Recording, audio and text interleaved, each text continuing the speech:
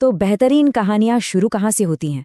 अक्सर एक टक्कर से। जब दो बिल्कुल अलग दुनियाएं आपस में टकराती हैं तो एक चिंगारी उठना तो बिल्कुल तय है। आज हम ऐसी ही एक पहली मुलाकात के ताने बाने को समझेंगे, जहां एक पूरी तरह से प्लान की हुई जिंदगी कला की बेपरवाह दुनिया से जा मिलती है।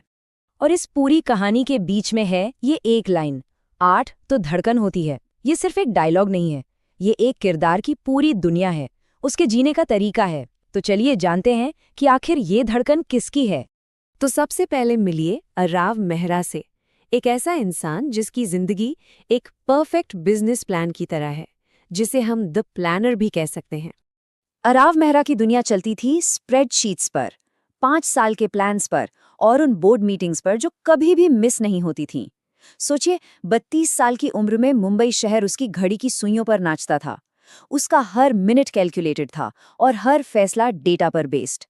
उसके एकदम सधे हुए कैलेंडर में फालतू के मोड़ों के लिए कोई जगह नहीं थी, और शिमला जैसे हिल स्टेशन के लिए तो सवाल ही नहीं उठता।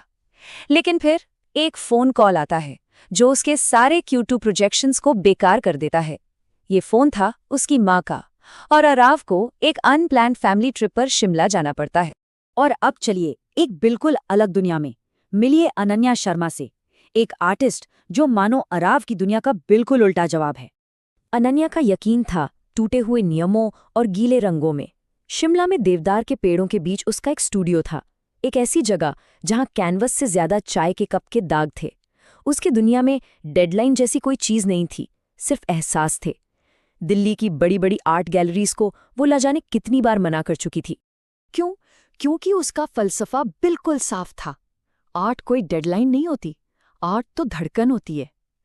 तो एक तरफ है प्लान और दूसरी तरफ है धड़कन, दो ऐसी दुनियाएं जो टकराने के लिए ही बनी हैं।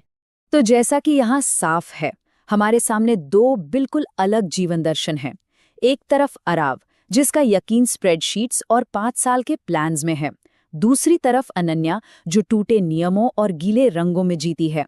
ये सिर्फ दो लोगों की कहानी नहीं, ये दो विचारधाराओं के एक बड़े टकराव की तैयारी है। और ये टक्कर होती है शिमला के सबसे बिजी मॉल रोड पर।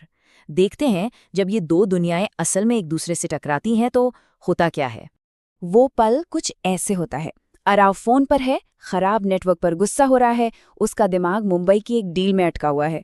वो बिना देखे एक कोना मुड़ता है और सीधा जाकर टकराता है एक ईजल से, और फिर हवा में बिखर जाता है गहरा नीला रंग। और वो नीला रंग सीधा गिरता है अराव के 40,000 रुपए के डिजाइनर सूट पर। अब देखिए, अराव की दुनिया में ये कोई आर्टिस्टिक पल नहीं है, ये 40,000 रुपए का सीधा सीधा नुकसान है, एक कैलकुलेशन जो पूरी तरह से बिगड़ गया है। इससे पहले कि अराव कुछ कह पाता, ईजल की मालकिन अनन्या, जिसकी आंखों में जरा भी अफसोस नहीं था, पूछती है, पूरी पेंटिंग खरीदने का प्लान है या सिर्फ पहनने का?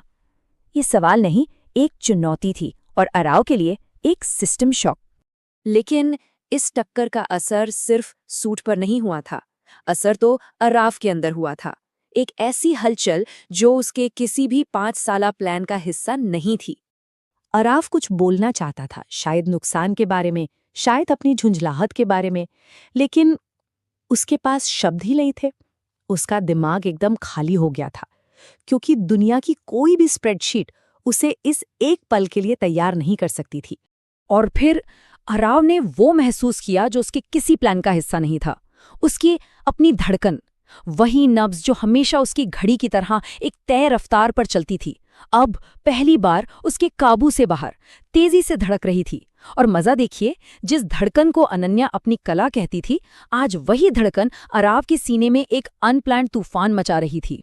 तो जब ऐसी दो दुनियाएं टकराती हैं तो असल में होता क्या है? ये सिर्फ एक मुलाकात नहीं है, ये कहानी कहने का, किरदारों को बनाने का एक बहुत पावरफुल तरीका है। ऐसी कहानियों की केमिस्ट्री बनती ही है इस टकराव से।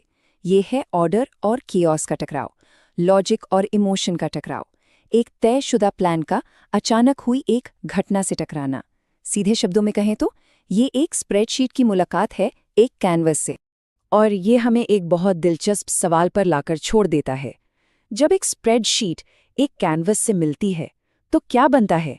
एक बेहतर प्लान या फिर एक बेतरतीब कलाकृति, या शायद कुछ ऐसा जो इन दोनों से बिल्कुल ही अलग हो, बिल्कुल नया हो,